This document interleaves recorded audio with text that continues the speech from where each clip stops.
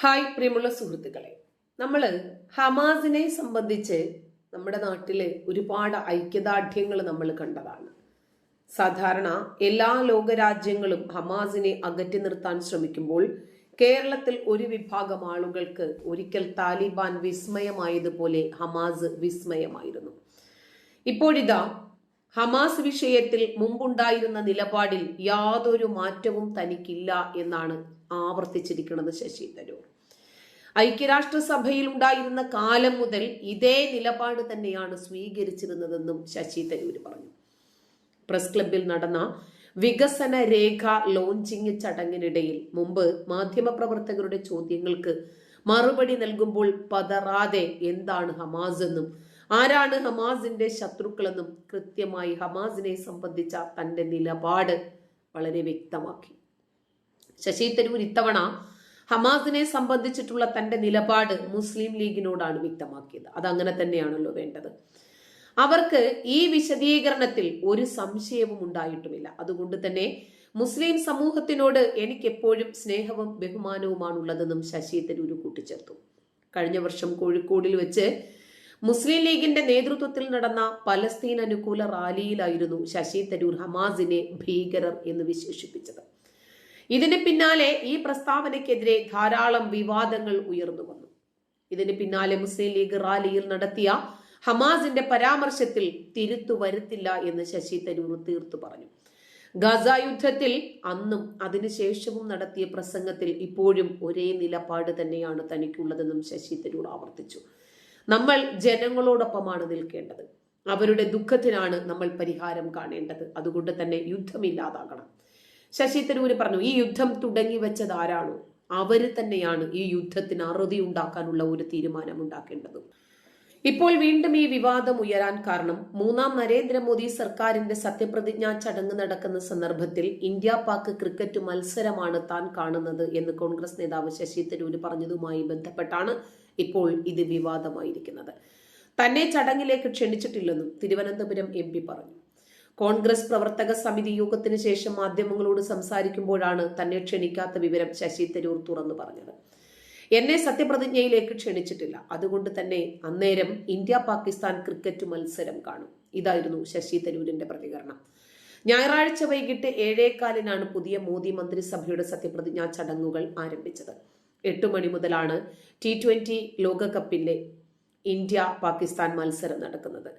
അയൽ രാജ്യങ്ങളിലെ പ്രതിനിധികളെ സത്യപ്രതിജ്ഞാ ചടങ്ങിലേക്ക് ക്ഷണിക്കുന്നത് നല്ല കീഴ്വഴക്കമാണെന്ന് ശശി തരൂർ പറഞ്ഞു.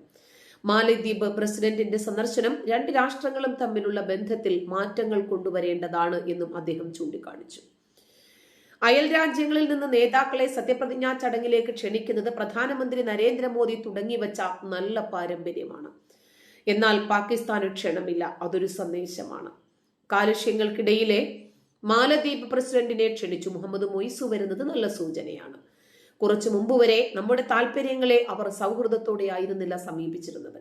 അദ്ദേഹത്തിന്റെ സന്ദർശനം നല്ല ഗുണഫലങ്ങൾ ഉണ്ടാകട്ടെ എന്നും ശശി തരൂർ കൂട്ടിച്ചേർത്തു. അതിനിടയിൽ 2ാം മോദി മന്ത്രിസഭയിലെ പ്രധാനപ്പെട്ട നേതാക്കളെല്ലാം പുതിയ മന്ത്രിസഭയിലും ഇടം പിടിച്ചിട്ടുണ്ട്. 43 അംഗ മന്ത്രിസഭയാണ് അധികാരമേൽക്കുന്നത്. ഇതാണ് സൂചന. അമിത്ഷാ, മൻസുഖ് മാണ്ഡവ്യ, അശ്വിനി വൈഷ്ണവ്, പീയൂഷ് ഗോയൽ, നിർമ്മല സീതാരാമൻ, നിതിൻ ഗഡ്കരി, രാജ്നാഥ് സിംഗ്, ജ്യോതിരാദിത്യ സിന്ധ്യ, കിരൺ റിജ്ജു, പ്രഹ്ലാദ് ജോഷി തുടങ്ങിയ പ്രമുഖർ വീണ്ടും സത്യപ്രതിജ്ഞ ചെയ്യും.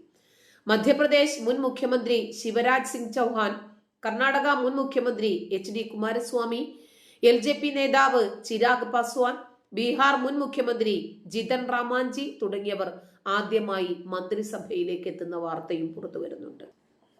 ഇവിടെ ശശി തരൂരിനെ ക്ഷണിക്കാത്തതിനേക്കാൾ നരേന്ദ്രമോദി പ്രധാനമന്ത്രിയായി പുതിയ സത്യപ്രതിജ്ഞ ചെയ്യുന്ന ചടങ്ങിന് പാകിസ്ഥാനെ ക്ഷണിക്കാത്തതിലായിരുന്നു ശശി തരൂരിന് ഏറ്റവും കൂടുതൽ പ്രതിഷേധമുണ്ടായിരുന്നത്.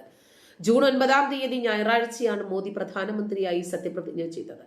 ഇത്തവണ അയൽ രാജ്യങ്ങളിൽ ഒന്നിനെ ക്ഷണിക്കാതെ ഒഴിവാക്കിയിരുന്നു പാകിസ്ഥാനെ. അത് വ്യക്തമായ ഒരു സന്ദേശം നൽകുന്നുണ്ട്. ഇതായിരുന്നു ശശി തരൂരിന്റെ പ്രതികരണം. ഇതിനെതിരെ സമൂഹ മാധ്യമങ്ങളിൽ ശശി തരൂരിന്റെ ഈ പാകിസ്ഥാൻ പ്രേമത്തിനെതിരെ വലിയ പ്രതിഷേധം ഉയരുന്നുണ്ട്. എന്നെയും സത്യപ്രതിജ്ഞാ ചടങ്ങിന് ക്ഷണിച്ചിട്ടില്ല, അതുകൊണ്ട് ഞാൻ പാകിസ്ഥാൻ ഇന്ത്യ മത്സരം കാണുമെന്ന് അന്ന് തന്നെ ശശി തരൂർ പ്രതികരിച്ചു. ഇന്ത്യയിൽ ലോക്സഭാ തെരഞ്ഞെടുപ്പിന് ശേഷം പ്രധാനമന്ത്രിയുടെ സത്യപ്രതിജ്ഞാ ചടങ്ങിനിടെ പരിഹസിക്കുന്ന ശശി തരൂരിന്റെ ഈ പ്രതികരണത്തിനെതിരെയും സോഷ്യൽ മീഡിയ ശക്തമായ രൂപത്തിൽ പ്രതിഷേധിക്കുന്നുണ്ട്. പ്രധാനമന്ത്രിയായി നരേന്ദ്രമോദി ഞായറാഴ്ച സത്യപ്രതിജ്ഞ ചെയ്യുമെന്ന വാർത്ത പുറത്തു വന്നിട്ടും പാകിസ്ഥാൻ ഇതുവരെയും നരേന്ദ്രമോദി അഭിനന്ദിക്കാൻ കൂട്ടാക്കിയില്ല. മോദിയെ അഭിനന്ദിക്കാറായിട്ടില്ല എന്നായിരുന്നു പാകിസ്ഥാൻ നേതാക്കളുടെ പ്രതികരണം. ഈ സാഹചര്യത്തിലും പാകിസ്ഥാനെ ക്ഷണിക്കാത്തതിൽ എന്തിനാണ് ശശി തരൂരിനെ പോലെയുള്ള ഉയർന്ന കോൺഗ്രസ് നേതാക്കൾ ഈ രൂപത്തിൽ പ്രതിഷേധിക്കുന്നത് എന്ന് ആലോചിച്ചു നോക്കുക. പല എങ്ങും എത്താതെ പോകേണ്ടുന്ന വാർത്തകളും ജനങ്ങളുടെ മുമ്പിൽ വലിയ രൂപത്തിൽ വാർത്താ പ്രാധാന്യത്തോടു കൂടി എത്തിക്കാറുള്ളത് മാധ്യമങ്ങളാണ്. എന്നാൽ സിമ്പിളായി വിടേണ്ടുന്ന ചില വിഷയങ്ങളും പലപ്പോഴും ഇവർ വല്ലാതെ വൈറൽ ആക്കാറുണ്ട്. ആ രൂപത്തിൽ ശശി തരൂര് പറഞ്ഞതുമായി ബന്ധപ്പെട്ട് സുരേഷ് ഗോപിയോട് മാധ്യമങ്ങൾ ചോദിച്ച ചോദ്യത്തിന് കൃത്യമായി സുരേഷ് ഗോപി ആ വിഷയത്തിലുള്ള തന്റെ നിലപാടടക്കം പുറത്തു പറഞ്ഞു.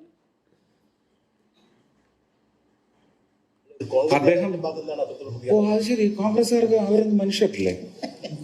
നിങ്ങളെന്തായി പറയുന്നത്? അദ്ദേഹം ശരി, കോൺഗ്രസ്സുകാർക്ക് അവരൊന്നും മനുഷ്യരല്ലേ? നിങ്ങളെന്തായി പറയുന്നത്? എനിക്ക് മനസ്സിലായില്ല. ഇത് മനുഷ്യനല്ലേ ഇതിനകത്ത്? കോൺഗ്രസ് ആയാലും BJP ആയാലും മുസ്ലിം ലീഗ് ആയാലും അതിനകത്ത് മനുഷ്യരില്ലേ? അവർക്ക് അവരുടെ അഭിപ്രായം പറഞ്ഞൂടെ? അവർ കണ്ടതും അവർ മനസ്സിലാക്കിയതും. ശശി തരൂരിനെ പോലെ ഒരാള് പഠിക്കാതെ പറയില്ല. ഞാനിത് അതിന് മുമ്പ് പറഞ്ഞില്ലേ? അവിടുന്ന് വിളിച്ച് ഇസ്രായേലി മലയാളികളോട് ഞാൻ പറഞ്ഞില്ലേ, മുസ്ലിങ്ങളുടെ ശത്രുവാണ് ഹമാസ്, ഇസ്രായേലിന്റെ അല്ല. മുസ്ലിം വംശത്തിന്റെ ശത്രുവാണ് ഹമാസ്. മുസ്ലിങ്ങളാണ് അവരെ തീർക്കേണ്ടത്. അതേ അദ്ദേഹം ഉദ്ദേശിച്ചിട്ടുള്ളൂ. അതിനകത്ത് ഒരു തെറ്റുമില്ല. ബിജെപി നേതാക്കൾ നിരന്തരം പറഞ്ഞു വരുന്ന കാര്യം തന്നെയാണ്. അത് തന്നെയാണ് ശശി തരൂർ ആവർത്തിക്കുന്നത്. നിങ്ങൾ എന്തിനാ അങ്ങനെ മറ്റേ വാർത്താ കച്ചവടക്കാരൻ തന്നുവിട്ട ക്യാപ്സ്യൂളായിരിക്കും അല്ലേ? മോശമാണ്. അതായത് സുരേഷ് ഗോപിയെ സംബന്ധിച്ചിടത്തോളം എല്ലാവരെയും മനുഷ്യനായി കാണുക, രാഷ്ട്രീയത്തിനും അതുപോലെ മതത്തിനുമൊക്കെ അതീതമായി മനുഷ്യനെ മനുഷ്യനായി കാണാൻ പോന്ന ഒരു വിശാല ചിന്താഗതി അദ്ദേഹത്തിന് ഈ വിഷയത്തിലുണ്ട്.